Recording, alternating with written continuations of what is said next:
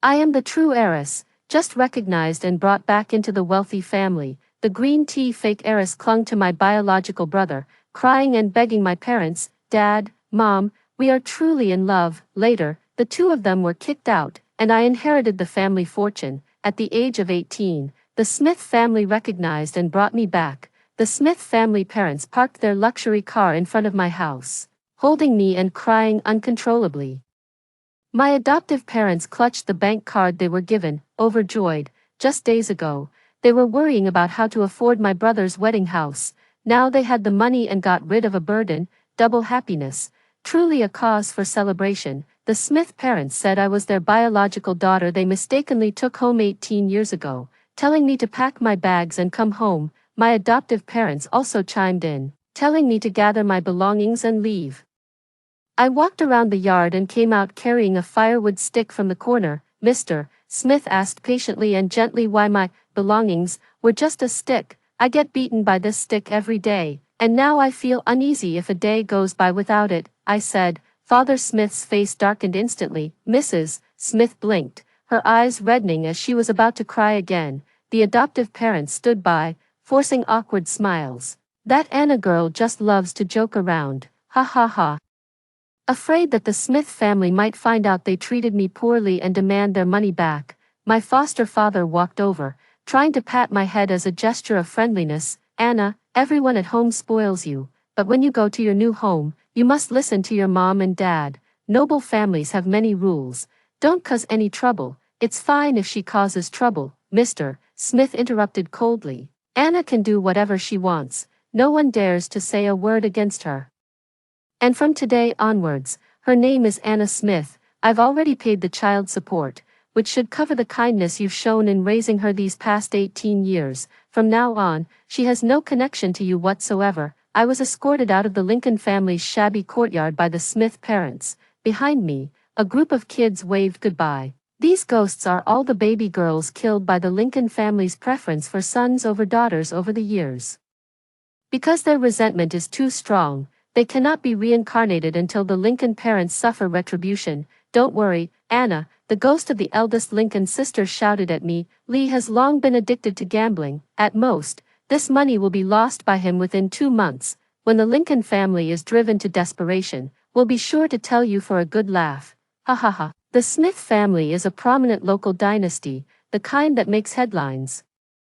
The Smith family has one son and one daughter. The son is studying abroad in country A, while the daughter is a senior at an international high school. I know I am the daughter of the Smith family, which is why I've always paid close attention to them. Ever since I can remember, I've been able to see ghosts. When I was still lying in my cradle, a group of female ghosts would point at me and whisper, "How could those two damned Lincolns produce such a pretty little girl? It's a mix-up."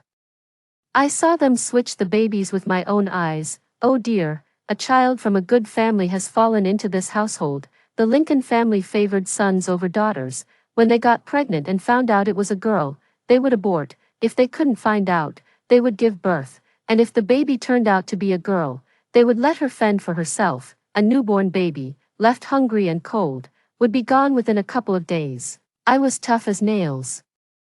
Thrown into the backyard and still alive after 3 days without food, the Lincoln family took me in and raised me. Don't get the wrong idea. It wasn't out of pity, it was purely to get a free maid, and later, to sell me for a dowry once I came of age. Although the Lincoln parents were terrible people, growing up laughing and chatting with these ghost sisters, I never felt it was that hard, until I was 12, when a ghost who could read faces passed by and was shocked to see me. The Smith family has a daughter with a narrow forehead and gaunt cheekbones. She could never match the Smiths' great wealth and status, yet I see your ears wider than your face and your nose bridge so straight. How could you have been born into this shabby Lincoln family? You must have been switched at birth with that girl from the Smith family. I couldn't help but look at this ghost with newfound respect, wondering where this master had come from to see such a thing. But then he abruptly changed his tone, mainly because you and Mrs. Smith look so damn alike. Speechless as I was, knowing I was the real heiress switched at birth, I packed my bags and prepared to go claim my family. But then the ghost stopped me again. Now is not the time, the ghost said. If you go now, that girl hasn't done enough wrong yet, and she will become a burden for the rest of your life. just wait patiently. When the Smith family parents discover the truth themselves and come to acknowledge you as their own, your remaining years will surely be peaceful and smooth. I believed his words and began to wait with peace of mind. As a result, this wait lasted until I turned 18. In the car, Mrs. Smith looked at the scars accumulated over the years on my body and sobbed while hugging me. What a sin, Mr. Smith in the driver's seat was furious. We raised their daughter like a precious jewel. But how did they treat our daughter? This is unfair to Anna. We should just swap the two children back. Mrs. Smith's eyes were red. But dear, Cindy is also the child we've raised for 18 years. How can we let her go back and suffer like that? The Smith family was wealthy and influential, with no burden in raising two daughters. Mrs. Smith was sentimental, having raised her for 18 years. Even knowing she wasn't her biological child, she couldn't bear to let her leave her side. I blinked my eyes but remained silent. Cindy Smith, I certainly know her, the biological daughter of the Lincoln family, the fake heiress of the Smith family. On the surface, she's the gentle and sweet school beauty of the international school, but behind the scenes, she's the hidden queen bee, hiding a dagger behind her smile. I'm a bit scared now, afraid she might stab me in the back. Who knew that after meeting? Cindy Smith turned out to be quite friendly. She was a few minutes older than me. So she affectionately called me little sister, and kept holding my hand. When she found out I was transferring to her school, she even earnestly promised the Smith parents that she would take good care of me. The Smith parents thought she had matured and were very pleased. I'm also quite relieved. If only the ghost behind Cindy Smith hadn't been chattering non-stop with me. Don't let her fool you. The female ghost didn't look very old, probably just in her teens, dressed in a school uniform. She appeared quite innocent. She was afraid I didn't understand, so she floated around me, shouting in my face, "She's so bad, and very vengeful too. She thinks you stole her identity as the wealthy heiress. She definitely won't let you off." Back then, I just confessed my feelings to the school heartthrob, and she straight up forced me to jump off the rooftop. A week ago, the Smith family discovered through the blood type on the medical report that Cindy Smith wasn't their biological daughter. The Smith parents didn't make a public announcement but quietly uncovered the truth about the hospital mix-up during childbirth, which led them to find me, the child who had been switched. The moment Mrs. Smith saw me, she burst into tears, because I looked almost identical to her when she was young. Yet even though they felt sorry for me, they still cared deeply for the daughter they had raised for 18 years. After much hesitation, they finally told Cindy Smith the truth. They expected Cindy Smith to break down, but upon hearing the news, not only did she not collapse, but she even tearfully expressed her sympathy for my plight, willing to return everything she currently possessed to me. The image of a sorrowful yet resilient little white flower vividly came to life on paper. How could the Smith family parents allow her to return to the Lincoln family's pit of fire? They immediately comforted Cindy Smith, saying that no matter what, they would always be family, and so on. Only after confirming that Cindy Smith wouldn't hold any grudges against me did they bring me home. Mrs. Smith wanted to use this as evidence to prove that Cindy Smith would be a good older sister. Before I could even sort out the whole story in my head, that female ghost started chattering again. "You've all been fooled by her. She found out long ago through blood tests that she wasn't the biological daughter of the Smith family, knowing it would come to light eventually, and thinking a country bumpkin couldn't threaten her position, she carefully guided you all to the truth step by step. What a pure little flower, my ass. She's a total green tea bitch." Hearing the female ghost's words, I was utterly terrified. Looking at Cindy Smith's gentle smile, I nervously straightened my back. "My bedroom gets the best sunlight in the house," Cindy Smith generously said. "I've already cleaned it up and laid out new bedding for my sister. From now on, she'll stay in my room, and I'll move to the guest room." Cindy Smith's words deeply moved the Smith family parents. I wanted to be moved too. Just as I was about to be moved, I heard the female ghost snort disdainfully. "What's there to be moved about? Cindy Smith set up a bunch of traps in that house.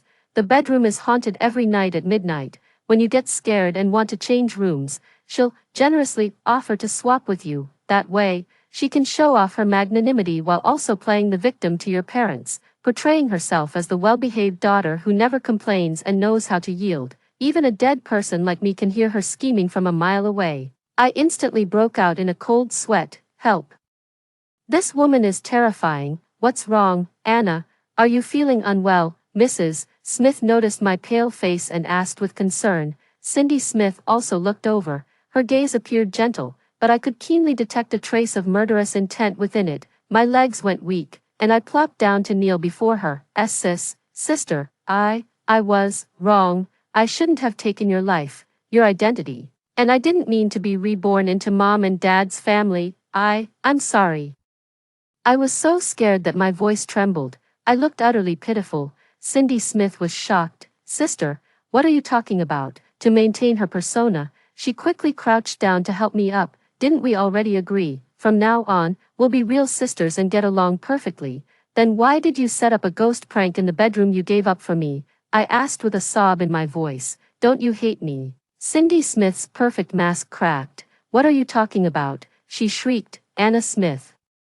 This is our first meeting. How could you slander me like this? I'm not slandering you. Someone told me everything. I raised 3 fingers to swear to heaven. She said my sister set up a bunch of ghostly contraptions in the bedroom, and now that room is haunted every night at midnight. She also said that once I get scared and want to switch rooms, my sister will voluntarily swap with me. This way, she can both show off her generosity and let Mom and Dad see what a well-behaved, uncomplaining, and considerate daughter she is. I didn't, Cindy Smith screamed, cutting me off, her grip on my arm painfully tight. The bewildered gazes of the Smith parents swept back and forth between the two of us, ultimately deciding that I seemed more pitiful and possibly not quite right in the head, so they coaxed me, saying, Good Anna, your sister Cindy isn't that kind of person. Could you have misunderstood something? Seeing they didn't believe me, I sniffled, my eyes reddening as I was about to cry. All right,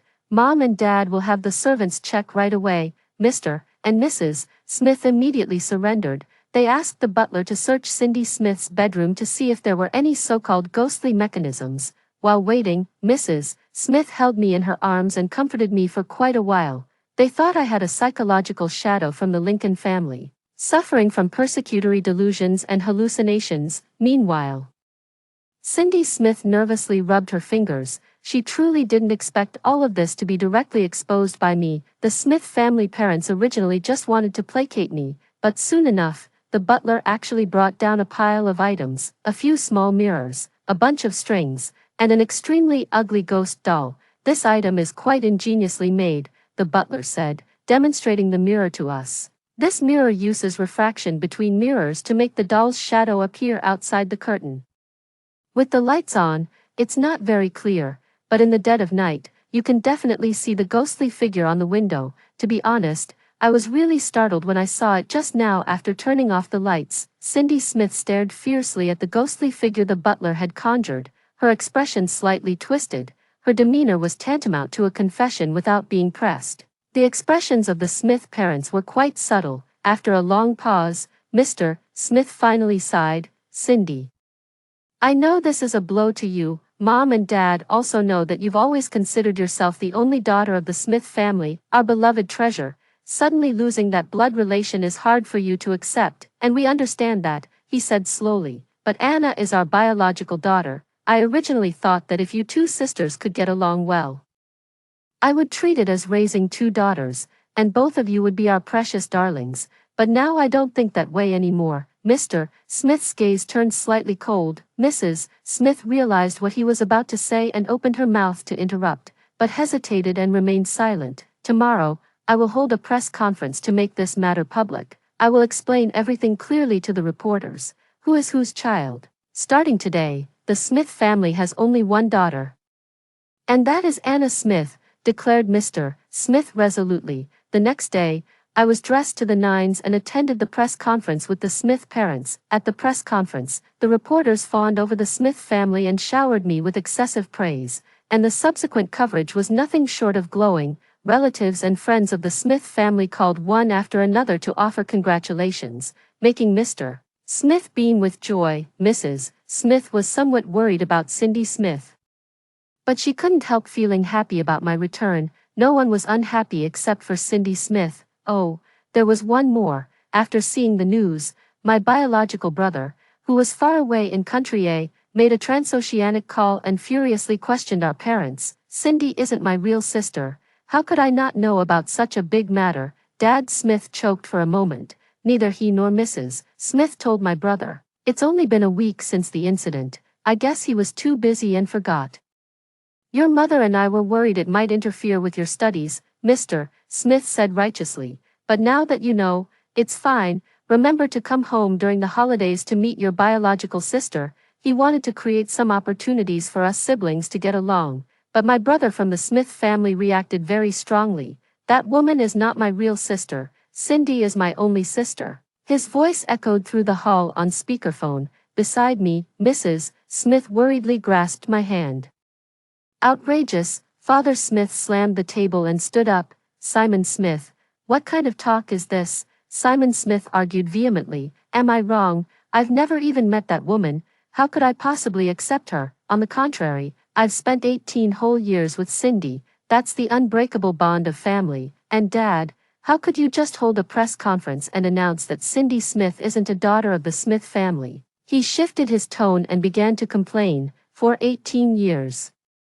Cindy's social circle has been filled with families on par with ours. Now you suddenly declare she was switched at birth, and the Lincoln family is, well, the way they are. How is she supposed to face the people around her now? I must go comfort Cindy later. Simon Smith sighed. She must be utterly heartbroken right now. Smith's father's eyes seemed capable of spitting fire. If Simon Smith were to appear here right now, he would probably be knocked down with a flying kick. Simon Smith. Let me tell you, if you keep being this clueless, don't bother coming back. I've already explained the Lincoln family situation to you. Your sister just came home, and instead of sympathizing with the hardships she's endured all these years, you say things that hurt her feelings. Besides, what does Cindy Lincoln have to be sad about? While Anna was cooking, doing laundry, and household chores for the Lincoln family these past 18 years, she was living in luxury in our Smith family. Spending money like water, even after the press conference and changing her surname, we didn't send her back to that pit of fire. The Lincoln family will still be responsible for her tuition and living expenses. And what about her? The moment Anna stepped through the door, she started scheming against Anna, trying to create a rift between your mother and me and Anna. Simon Smith, you tell me, what exactly does she have to be upset about? Simon Smith was left speechless by Smith's father's rapid-fire verbal assault and simply hung up the phone, listening to the dial tone. Smith's father grew even angrier. My head was gently stroked by a warm, delicate hand. It's Mrs. Smith. Anna, don't be afraid, she said, looking at me tenderly. Your brother, he's a kind and good boy. He just needs some time to accept this change. When he comes back, he'll definitely like you too. She pulled me into her arms, her voice trembling slightly. Anna is the little princess of our Smith family. Mom and Dad won't let you suffer any more hardships. I sniffed the air too. Don't get me wrong, I wasn't crying. It's just that it smelled so good. The air was filled with the aroma of winter melon and old duck soup. This was specially prepared for me by Chef Bob, who said I was frail and needed more nourishment. I wonder if it's ready to be served now. As I walked out of the living room, I accidentally bumped into Cindy Smith eavesdropping outside. No, she goes by Cindy Lincoln now. Cindy Lincoln has been locking herself in her room these past few days. On the rare occasions she sees her parents, she puts on the delicate, pitiful act of, I've been wronged, but I'm still bravely facing reality. Mr. Smith remained indifferent, but Mrs. Smith's heart softened. Yet now, alone with me, Cindy Lincoln completely abandoned the grace she displayed in front of others. Not a trace of a smile touched her lips, her eyes burning with 40% anger, 30% disdain, 20% hatred, and 10% curiosity. Probably thought there was no need to pretend to be nice in front of me anymore. I guess. Are you happy now? She asked in a shrill voice. Now you're the Smith family's heiress. You have everything, and I have nothing. Are you happy now? I looked at her in confusion. Why do you have nothing? Haven't you always been yourself? I've always been myself too. I didn't want to lecture her about life's big truths, so I turned and walked away. But Cindy Lincoln wouldn't let me go. You haven't answered my question yet. Where are you going? She grabbed my arm and demanded. I'm going to the kitchen, I said sincerely. Bob made winter melon and duck soup. I want to taste it first. Cindy Lincoln weakly let go of my arm. Old duck soup. Huh, old duck soup. Someone like you. I actually lost to someone like you. She alternated between crying and laughing. Appearing utterly deranged, I quickly slipped away. On one hand, I was afraid she might go crazy. On the other hand, I really wanted to try the winter melon and old duck soup. Behind me, the female ghost floated along while still making faces at Cindy Lincoln. Ever since she discovered I could communicate with her, she's been sticking to me every day. The female ghost said she hadn't reincarnated because she had forgotten her name. She didn't know her surname or given name, nor where her home was. Her memory only contained fragments of Cindy Lincoln forcing her to jump from the building, which trapped her in the Smith family, unable to leave for even a moment. Anna, you must help me. I can't take it anymore if I don't reincarnate soon. She floated around me restlessly. The Smith family's meals are too delicious. Seeing them every day but being unable to eat is killing me. I slurped the old duck soup, and a string of drool dripped from the female ghost's mouth. Do you still remember the name of the school heartthrob? I asked. The female ghost was forced to jump off a building after confessing to the school heartthrob. If we knew who the heartthrob was, things would be much easier. Good Anna, please help me check. The female ghost cooed at me. The school heartthrob is just the most handsome guy in the whole school, right? Not necessarily. I poured cold water on her enthusiasm.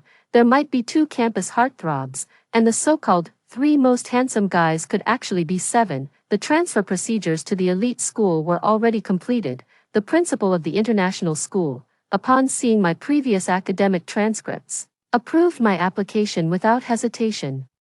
My high school was terrible, so the Smith family all assumed I was a hopeless underachiever, but in reality, I've been the top student in my school since childhood. The year of the high school entrance exam, I received admission letters from many schools, but the Lincoln family, for a scholarship of $200,000, forcibly enrolled me in a notorious school in the city. Over these past 2 years, the poor quality of teaching didn't cause my grades to decline. Instead, they kept improving steadily. Under my influence, the average scores of our graduating class were significantly higher than those of previous years. When the Smith family parents arranged my school transfer, the previous principal was very reluctant, but the Smith family's influence was too great, and he had no choice but to reluctantly approve my transfer application. I suppose afterward, he still had to go to the Lincoln family to argue about that $200,000 scholarship. The day before school started, the new school's textbooks, uniforms, and other items were delivered to me. Additionally, there was a campus network account. The campus network account is only accessible to internal school personnel, and it's impossible to register alternate accounts. This is such a great place to hunt for gossip. I logged into the account and searched for the school heartthrob, whether by photo or name. All results pointed to just one person, Jack. I froze. Isn't this my middle school classmate? Jack was my middle school classmate. For all 3 years of middle school, I was perpetually ranked first, while he was perpetually second. I wouldn't say we're close, since we haven't talked much, but if I say we're not, every time our eyes meet, I feel sparks crackling between us. I always get the sense that this guy has a bit of a chip on his shoulder when it comes to me. Jack's family background is similar to mine, or perhaps even worse off. He comes from a single-parent household. His mother passed away early, and he was raised by his disabled grandparents, with the whole family relying on welfare to get by. Jack usually could only eat steamed buns with pickles from the cafeteria, and as a result, he grew up thin and small. It wasn't until before the high school entrance exam that his wealthy biological father found him and took him back. I didn't deliberately inquire about his news afterward, but I imagine he must be doing well. At least he no longer has to eat steamed buns with pickles. I wanted to ask him about the female ghost, so I opened my phone, found Jack's chat window, and sent a "Are you there?" sticker. Not here, Jack replied quickly. I responded with 6 dots, then turned off my phone to think of another way. But before long, his call came through. Old classmate, finally remembered me, Jack said with a laugh. His voice was deep and seductive, completely different from the hoarse, cracking tone he had during puberty in middle school. I want to ask you about something. I got straight to the point. Ask away. He wasn't surprised. I know a bit about Cindy Lincoln's situation. It's not really about her. I covered the phone and cautiously asked, Jack, I want to ask, has anyone ever jumped off a building for you? Silence on the other end of the line. After a long pause, Jack finally said quietly, it's been 3 years since we last met. Can't you wish me something better? Nothing there. So, are you close with Cindy Lincoln? I asked again.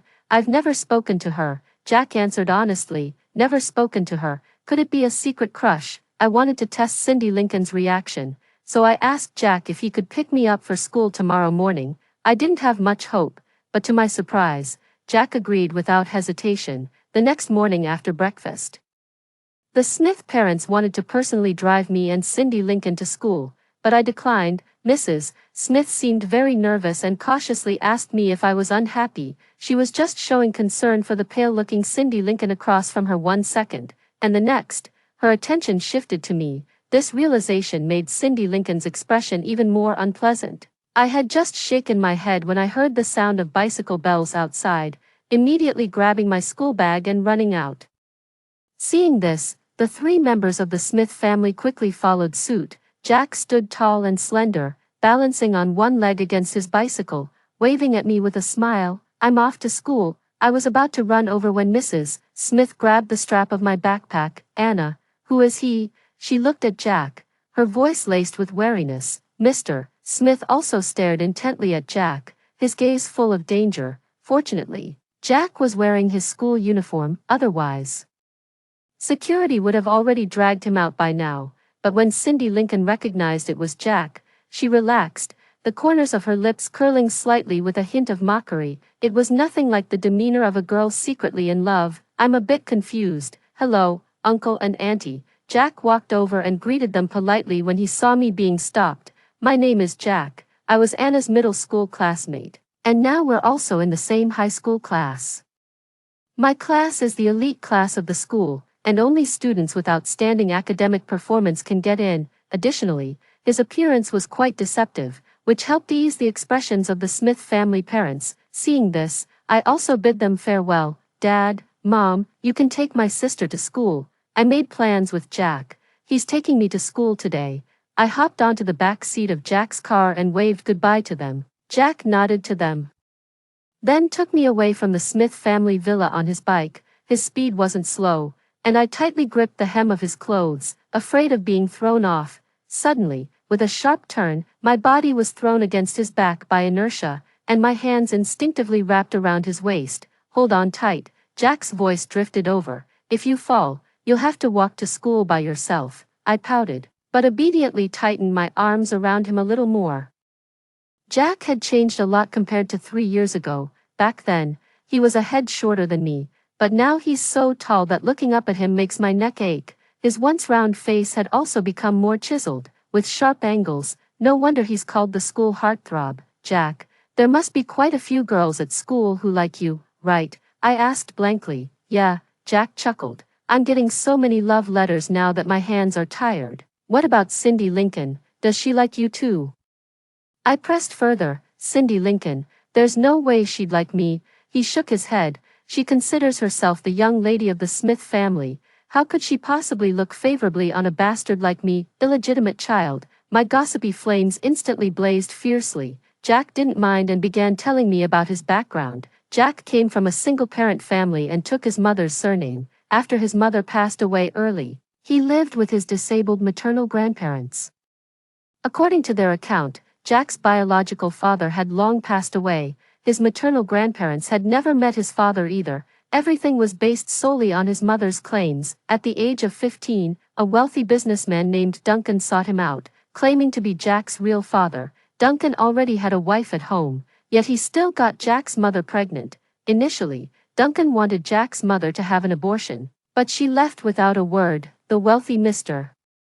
Ling made a token effort to search for her, but gave up when he couldn't find her. As the years passed without his wife conceiving, the wealthy merchant Lin grew increasingly anxious. He recalled the woman, Jack's mother, who had once carried his child, and after an exhaustive search, he finally found Jack. Initially, Jack had no intention of acknowledging this biological father, but seeing how hard his grandparents struggled to support his education, he eventually accepted this blood tie. Now Not only does he live without financial worries, but he also regularly sends living expenses to his elderly grandparents each month.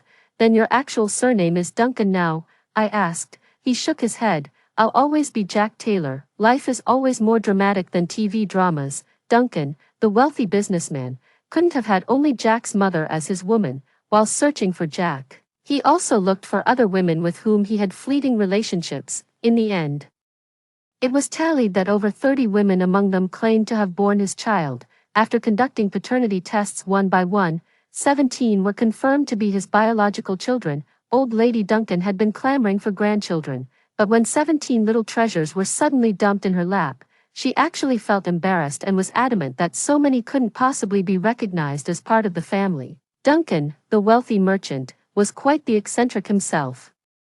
He took all 17 of these unrelated siblings into his home and announced that they should compete. Whoever proved themselves the most outstanding would be allowed to take the family name and inherit the business. Jack thought the whole family had completely lost their minds, but most of his siblings didn't see it that way.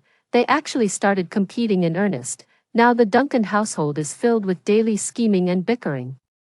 Jack couldn't stand the atmosphere and moved out to live on his own early. I have no interest in the Lynn family's wealth at all, Jack said. My current wish is to finish school early, start working soon, and then give my grandparents a good life. His tone was calm and unruffled, but I couldn't help feeling a bit sad. I asked Jack to help me gather information about the student who committed suicide at school. He seemed puzzled about why I was curious, and I stammered without explaining. But he still agreed readily. Jack was too conspicuous at school, so I had him drop me off before we reached the campus. As I was leaving, Jack called out to me, "Anna Smith, don't forget to invite me to your birthday party." His words suddenly reminded me, there's a stack of invitations in my backpack, given to me by Mrs. Smith, asking me to invite friends to the coming-of-age ceremony next week. I quickly handed the invitations from my backpack to Jack. How did he know my birthday is coming up? I asked curiously, and Jack scratched his head nervously. Every year around your birthday for the past 2 years, Cindy Lincoln would make a big show of handing out invitations at school. Of course I knew. I'm off. See you at school, Anna Smith. He snatched the invitation from me and rode off as if fleeing. My first day at the new school went very smoothly, even in an international school. The academic atmosphere in the top class is intense. My outstanding performance in several joint exams left them genuinely impressed. As for Cindy Lincoln, stuck in the regular class, aside from rallying her clique to post some sour remarks on the school forum, she had no other way to make an impact. What kind of Smith family heiress is she? Just a country bumpkin from some small town. LOL, a textbook example of a small town exam machine. Even these few sour remarks were refuted one by one. She managed to get into the top class at that kind of school. Why couldn't you, who grew up with all the comforts? What's wrong with being a small-town problem solver? You grew up in the city. Did you even solve the problems right? After being targeted by the crowd, those IDs fell silent and never resurfaced again. Afterwards, the Smith parents subtly inquired about Jack, and I honestly told them everything. Upon learning the truth, they also sympathized with his hardships and no longer opposed my interactions with Jack. Cindy Lincoln was even more delighted to see this development. She would even whisper in my ear about how outstanding Jack was and how many girls at school had a crush on him. I found these words rather troubling. She genuinely dislikes Jack. But if that's the case, who could that school heartthrob be? The one who drove someone to jump off a building? I asked the female ghost if she had any other information. After some thought, she said she remembered the heartthrob being very close with Cindy Lincoln. They might have been in a relationship. I'm even more worried now, because Cindy Lincoln claims she's never been in a relationship before. Where on earth am I supposed to find her boyfriend? On the day of the debutante ball, Mrs. Smith woke me up very early for beauty treatments and styling. Our Anna is so beautiful. Just like me when I was young, Mrs. Smith said. Looking at my reflection in the mirror with teary eyes, Cindy Lincoln watched Mrs. Smith's concern for me and gritted her teeth in frustration again. Mr. Smith thought she had ulterior motives and paid little attention to her. Cindy Lincoln also knew that if she wanted to stay in the Smith family, she had to win Mrs. Smith's favor. Oh, and my biological brother whom I've never met, Simon Smith, I wonder when he'll be back.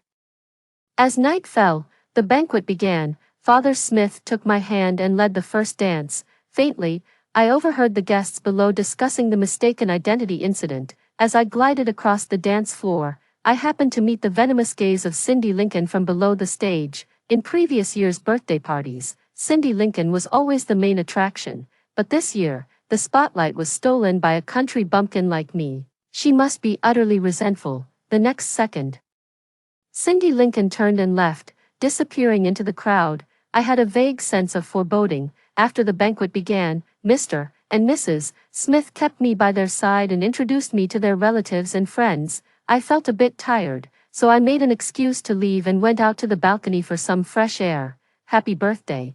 I turned around and saw Jack standing in the corner. He was holding 3 beautifully wrapped gift boxes and handed them to me. Thank you. I smiled at him. Why 3? I bought them the past 2 years, originally planning to give them all to you after the college entrance exams. His gaze wavered slightly, looking somewhat shy. I blinked my eyes, feeling the atmosphere suddenly grow warm and flustered. The female ghost giggled mischievously, floating around excitedly. At that very moment, the roar of an engine echoed from the sky. It seemed to be a helicopter, getting closer and closer. People in the hall curiously gathered by the windows to look. Why is Cindy Lincoln out there? Jack suddenly asked, following his gaze. I saw Cindy Lincoln standing in the empty garden, dressed in a dazzling white gown. She placed her hands on her chest, raised her head to look at the sky, her gaze deep and focused. No, she was looking at that helicopter. Who was in the helicopter? I looked up and saw a young man standing on the helicopter's landing skid, his movements eerily reminiscent of a certain martial arts actor during mating season. After getting a clear look at his face, I was stunned. Isn't this my long-lost biological brother whom I've never met? Is he really putting on such a big show? The helicopter landed, and I saw my domineering elder brother step off the aircraft, stand firm, and spread his arms. Cindy Lincoln lifted her skirt and ran toward him. Under the gaze of numerous guests, they embraced each other tightly. It was as if, after enduring countless hardships, the prince and his princess had finally found their way to each other. The scene was too overwhelming, and my mouth formed an O shape, leaving me speechless. I didn't have time to tell you, but I found out about that student who committed suicide, Jack said. In the past 10 years, our school has only had one case of a student jumping to their death, which happened 2 years ago. The official explanation was that the academic pressure was too much. But the rumors I heard said she jumped after being rejected by the school heartthrob in her class, and the school heartthrob at that time was Simon Smith. Jack looked at the two embracing in the garden, his expression indescribable. Well, that's your eldest brother. The female student's real name is Jenny, Jack continued. The female ghost froze completely upon hearing those 3 words. Jenny, Jenny, Jenny. She chanted the name as if possessed, growing more and more excited with each repetition. This is my name, Anna. I'm Jenny, I'm Jenny. Her entire soul uncontrollably soared into the sky. As Jenny floated away, she bid me farewell. Anna, Anna, I'm leaving now. You must take good care of yourself. Goodbye, Jenny. I whispered my farewell to her. I know she's going to be reincarnated. What did you say? Jack asked. I shook my head and smiled. It's nothing. You've helped me a lot. Let me treat you to a meal sometime, I said sincerely. I'll have to order something expensive then. The two of us chatted and laughed as we walked downstairs, only to see Simon Smith and Cindy Lincoln standing in the center of the first-floor lobby. Their fingers were tightly interlaced. The guests were buzzing with discussion. Isn't that the eldest son of the Smith family and that fake heiress? Are they together now? Just called her Miss Lincoln for 2 days. Soon we'll probably have to call her Mrs. Smith. Simon Smith and Cindy Lincoln's faces were filled with steadfast devotion to love. In contrast, our parents' expressions were far from pleasant. Father Smith's expression softened slightly when he saw me, and he beckoned me over. Anna, come here by my side. I obediently walked over. Dad Smith pulled me in front of him and introduced. Simon Smith, this is your real sister, Anna Smith. The word real was used quite subtly. It sounded both like a reminder and a warning. Hearing these words, Cindy Lincoln's eyes instantly reddened again. Simon Smith looked at her with heartache, his gaze growing even more resolute. Dad, Mom, he raised his and Cindy Lincoln's tightly clasped hands and declared, Cindy and I are officially dating now." An uproar ensued. Mrs. Smith nearly collapsed from the shock, and I quickly rushed to support her. "Simon Smith, do you realize what you're saying?" Father Smith pointed at Simon Smith, his finger trembling uncontrollably. "Today is your sister's coming-of-age ceremony, her first birthday since returning home. Is this how you celebrate her birthday? But today is also Cindy's birthday," Simon Smith shouted. "You're all so focused on celebrating this girl's birthday. Who's considering Cindy's feelings? Cindy is the daughter you've raised for 18 years, Dad. She's the daughter I raised for 18 years, and you're the son I've raised for 20. So what are the two of you doing now?" Dad Smith flew into a rage and immediately started kicking. "Simon Smith, you little brat, has it been too long since I disciplined you that your skin is itching for a beating?" Simon Smith dodged his kicks everywhere, howling in pain. Seeing the situation turn bad, Cindy Lincoln beside them plopped down to her knees. "Dad, Mom," she cried hoarsely with reddened eyes, "we are truly in love." Dad Smith's body froze stiff. Simon Smith also knelt down. "Dad, I know it, ever since this woman came home. Your hearts have been biased. You don't care at all whether Cindy is wronged," he declared righteously. "Fine, it doesn't matter. If you don't care about Cindy, I do.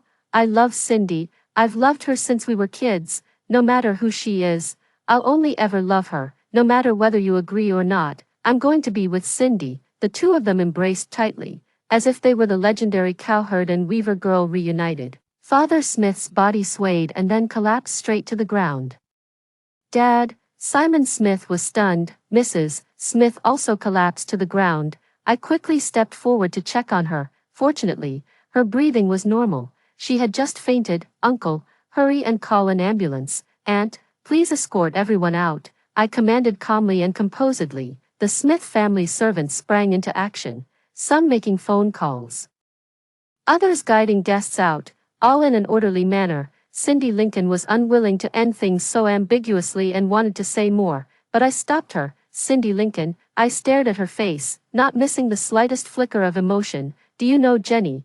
Her face instantly turned deathly pale. That night, I stayed by the hospital bed until late into the night. In a daze, I seemed to dream of Jenny. She was still wearing that school uniform, with a sweet smile. "Anna, I'm finally going to be reincarnated. Thank you for helping me find my name. Don't mention it. I just want to ask you one question," I said. "Did you really commit suicide?" "I really did commit suicide." Jenny stuck out her tongue. "That day, after my confession was rejected, I was crying on the rooftop. Cindy Lincoln somehow heard about it and came over to mock and taunt me. In a moment of despair, I jumped. Looking back now, it was really stupid, but I've already paid the price, Anna.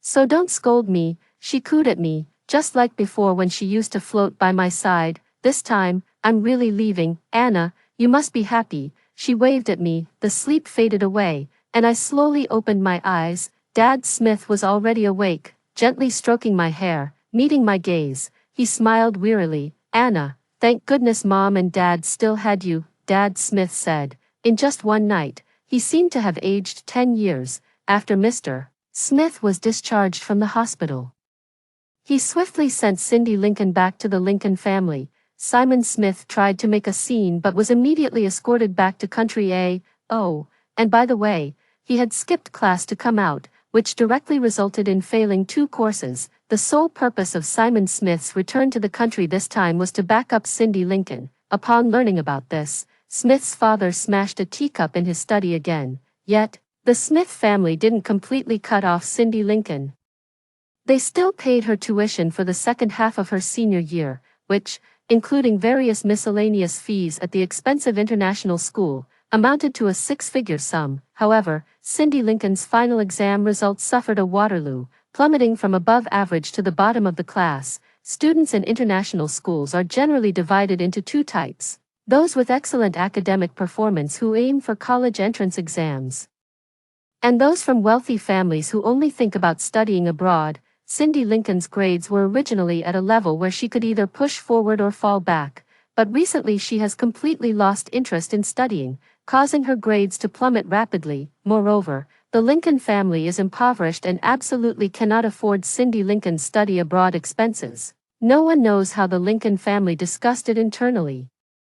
But the parents actually took Cindy Lincoln to the academic office to withdraw the tuition fees for the next semester. She dropped out of school. Meanwhile, I defeated Jack in the final exams and became the new top student in our grade. The principal gleefully printed a large photo of me, photoshopped with a riot of flowers, and posted it on the honor roll. As I looked at my own image on the honor roll, surrounded by all sorts of flowers, I couldn't shake off how eerie it felt. "Are you satisfied now?" I turned around just in time to see Cindy Lincoln standing not far away, staring at me. I glanced at her and walked away without a word. "I didn't push Jenny," she shouted. "She jumped on her own." Anna Smith, "You can't blame her death entirely on me." "I know." I turned around and met her gaze. "That's why I'm letting you go. If Cindy Lincoln was the one who killed Jenny, then I will definitely find the evidence and send her to prison." Cindy Lincoln. Based on my 18 years of experience as a daughter in the Lincoln family, I advise you not to listen to anything they say, I said.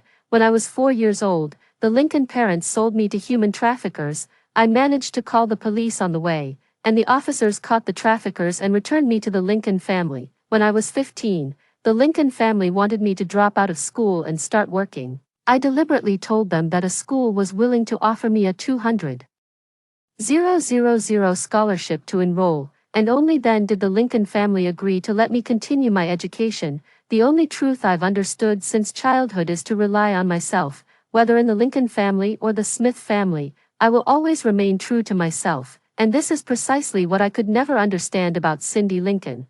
In her eyes, others' opinions far outweigh one's own abilities. What do you know, Anna Smith? What do you know? Her face once again showed that expression that was both crying and laughing. I glanced at her, then turned and walked away. This would probably be the last time we saw each other. Later, I heard that Simon Smith also dropped out and returned to his home country. He said Cindy Lincoln had been wronged in the Lincoln household, and he couldn't just stand by. He also said that once they reached marriageable age, he would marry Cindy Lincoln. His parents sighed but didn't stop him. They only told Simon Smith that if he married Cindy Lincoln, he should never return to the Smith family. Simon Smith was equally stubborn. He packed only his personal belongings and moved out. What happened afterward was told to me intermittently by the ghost of the eldest daughter of the Lincoln family. The Lincoln family situation grew worse and worse, and the resentment of the other girls' ghosts was alleviated, allowing them to move on to reincarnation one after another.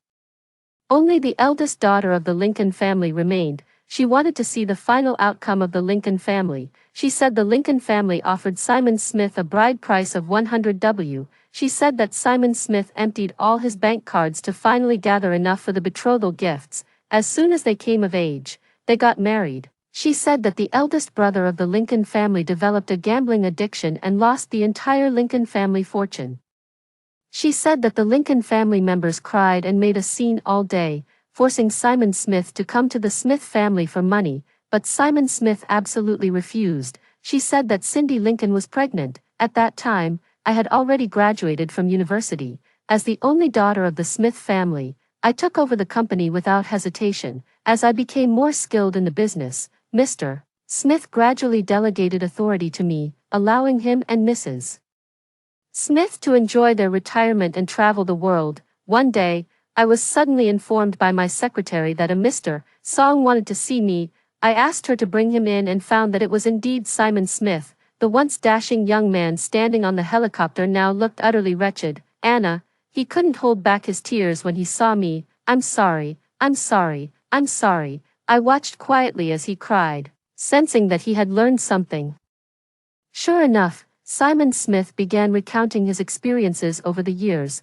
One day after Cindy Lincoln became pregnant, the eldest brother of the Lincoln family stole all the family's money to gamble, lost everything, and then vanished without a trace. Harassed by debt collectors, the Lincoln parents had no choice but to move into Simon Smith and Cindy Lincoln's marital home. The conflict between the two generations grew increasingly severe. One day, when Simon Smith was not at home, Cindy Lincoln and the Lincoln parents argued again. In the heat of the argument, the Lincoln family members once again laid bare their past grievances. "If it weren't for me and your father swapping you with that Smith family girl, could you have enjoyed so many years of luxury in the Smith family?" Mrs. Lincoln scolded. Cindy Lincoln cried and made a scene. Yes, you sent me to enjoy a life of luxury. Then why did you come looking for me? Why did you have to tell me I wasn't the Smith family's biological daughter? How old was I then? From that day on, I worried every single day about being abandoned, about being sent away. I hate Anna Smith. I hate her to death. Even if she doesn't appear, she'll be the nightmare of my entire life, forcing me to please everyone just so I won't be abandoned. All of this was overheard by Simon Smith, who had come home early. In his heart, Cindy Lincoln had always been a strong and innocent little white flower. These words caused his world to collapse instantly. I listened to his account, but my expression remained unchanged. Aren't you surprised? Simon Smith was dumbfounded, then exclaimed the next second, you knew all along. Well, sort of, I pondered. I knew about the Lincoln family swapping me out, but I didn't know Cindy Lincoln had long been aware she wasn't the Smiths' biological daughter. But thinking about it, it makes perfect sense. I never understood why Cindy Lincoln cared so much about others' opinions of her, but if a young girl with unformed values suddenly learned she was a swapped fake heiress, it would indeed make her sensitive, jealous, and willing to do anything to hide her deep-seated inferiority, whether it was trying to please her parents or clinging to Simon Smith. Those were the only solutions the little girl could think of at the time. I gave Simon Smith a bank card, telling him it contained enough for him to live comfortably for the rest of his life, provided the Lincoln family didn't scheme to take his money. After much hesitation, Simon Smith finally took the card. Years of hardship had long since bent the back of that once proud man, but even so, he didn't apologize to his parents, even though he knew perfectly well that as long as he left the Lincoln family and Cindy Lincoln, he would still be the eldest son of the Smith family. Before leaving, Simon Smith cried his eyes out again. Anna, can you forgive me? He asked. I patted him on the shoulder. Keep it up, bro. In the evening, as I left the company, Jack was already waiting for me downstairs. He was already the most outstanding child of the wealthy Lynn family, yet he still went by Jack. The Lynn family's business had nothing to do with him. He became a doctor, and aside from saving lives and healing the wounded, he also helped his grandparents get prosthetic limbs and diligently undergo rehabilitation. We started dating in college, met each other's parents, and all that was left was a proposal. In the restaurant, halfway through the meal, music started playing, and the waiter brought out a cake and flowers. Before my eyes, Jack knelt on one knee and took out a ring. Will you marry me, Anna? I swallowed hard and slowly put the ring box back into my bag. I do, watching Jack's elated expression before me. My outlook on life suddenly underwent a subtle shift. It seems that not everything has to be done by oneself. After hearing the story above, what are your thoughts? Feel free to share your opinions in the comments section. Looking forward to hearing from you. If you liked this story, don't forget to like it, share it, and subscribe to my channel. See you next time.